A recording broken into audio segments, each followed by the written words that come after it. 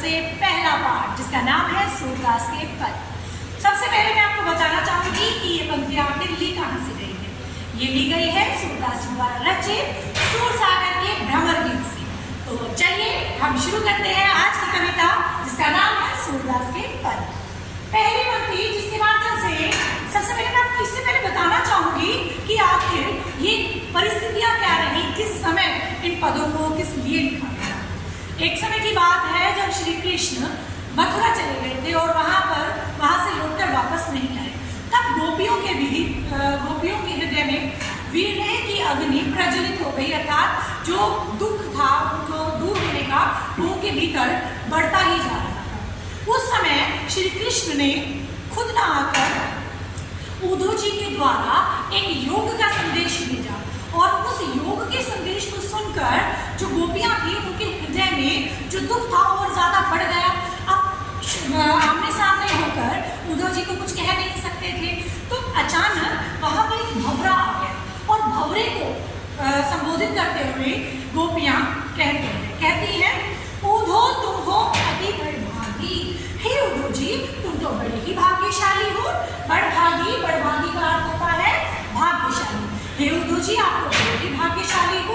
भाग्यशाली असलियत में गोपियां उद्धव जी को भाग्यशाली ना कहकर उन्हें भाग्यहीन कह रही है। ये उन पर व्यंग्य कस रही है। वो क्यों कस रही है कि तुम हमेशा श्री कृष्ण के साथ तो रहते हो लेकिन अभी तक उनसे प्रेम ही नहीं कर पाए हो। तो आज श्री कृष्ण के द्वारा भेजा हुआ योग का संदेश हमें दे रहे हो और ये इस योग के संदेश के आधार पर श्री कृष्ण कहना चाहते हैं कि आप मुझे छोड़कर, मुझसे इतना प्रेम करती हो गोपियों, मुझे छोड़कर तुम जाकर निर्गुण ईश्वर की पूजा करो, पूजा अर्चना करो। तो आगे कहती हैं गोपियां उद्धव जी को कहती हैं अपरस रहत स्नेह तबाते। अपरस होता है अछूते। तुम श्री कृष्ण भगवान के प्रेम से अछूते रह गए हो। तगा अर्थात धागा, स्नेह मतलब प्रेम, प्रेम रूपी धागे से तुम अछूते रह गए हो। ना ही मन अनुरागी और ना ही तुम्हारा मन अभी श्री कृष्ण से प्रेम कर पाया है। पूरे पास रहत जल भीतर।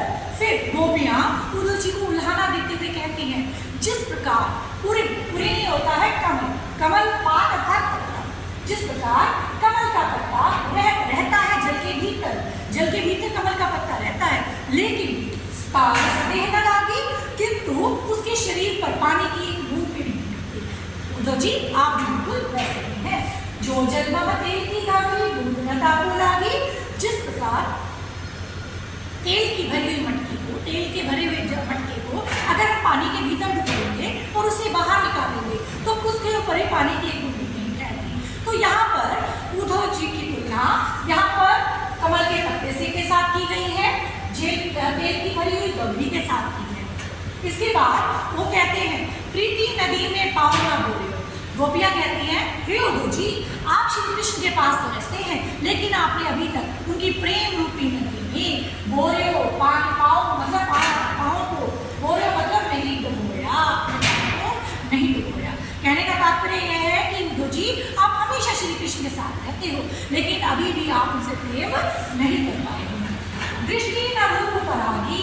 और फिर गोपियां कहती हैं कि हे उद्धव जी आप श्री कृष्ण को रूप सौंदर्य से अभी भी प्रभावित नहीं हुए हो, तभी तो आप हमें भी श्री कृष्ण को बुलाकर योग की ओर अग्रसर करने का प्रयास करें। सूरदास अबलाम बोरी।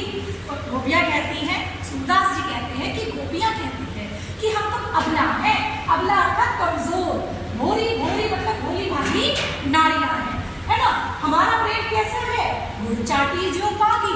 जिस प्रकार गुड़ के साथ चींटियां अगर चिपक जाए अपने प्राण को त्याग देंगी लेकिन उन्हें नहीं छोड़ सकती, गुड़ को नहीं छोड़ सकती। हे प्रभु, हे ईश्वर, गोपियां कहती हैं हे